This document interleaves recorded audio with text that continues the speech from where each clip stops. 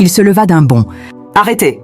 Vous savez rien de ma vie ? Rien. » Il tremblait de colère, de honte, de douleur. Les gens dans le parc se retournèrent. « Je suis juste un alcoolique, d'accord ?» cria-t-il. « Un raté. C'est tout. » La femme le regarda longuement.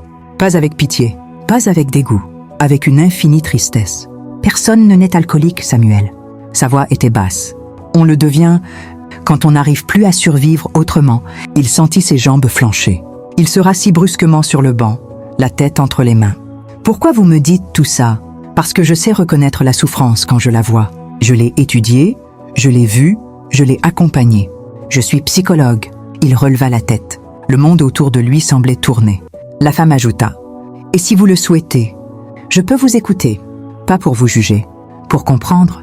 Samuel secoua la tête. « Non, non, je peux pas. J'ai rien à dire, rien. » Mais sa voix tremblait.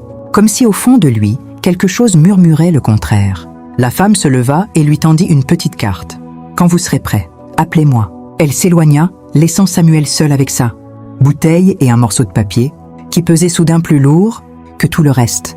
Il hésita à le jeter, mais sa main refusa. Pour la première fois depuis longtemps, il avait envie de parler, même s'il ne savait pas encore comment. Il regarda le ciel gris et murmura. « Peut-être que j'ai pas encore totalement disparu. » Samuel resta longtemps sur ce banc après le départ de la psychologue. Le petit morceau de carton dans sa main semblait brûler sa peau, comme s'il pesait tout le poids d'une vie.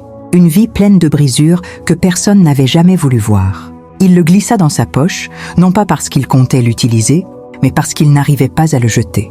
Il soupira longuement. Le parc autour de lui reprit son agitation habituelle. Des enfants qui couraient, des parents qui discutaient, des joggeurs qui passaient sans le regarder. Il ne faisait partie de rien, il n'appartenait à personne. Il était un homme que le monde avait mis de côté, sans jamais essayer de comprendre pourquoi il était tombé. Mais aujourd'hui, une inconnue avait vu quelque chose, une douleur derrière les yeux, un poids qu'il portait depuis trop longtemps, et cela suffisait à le troubler profondément.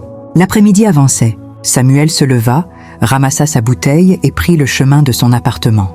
À chaque pas, il sentait une pression entre ses côtes.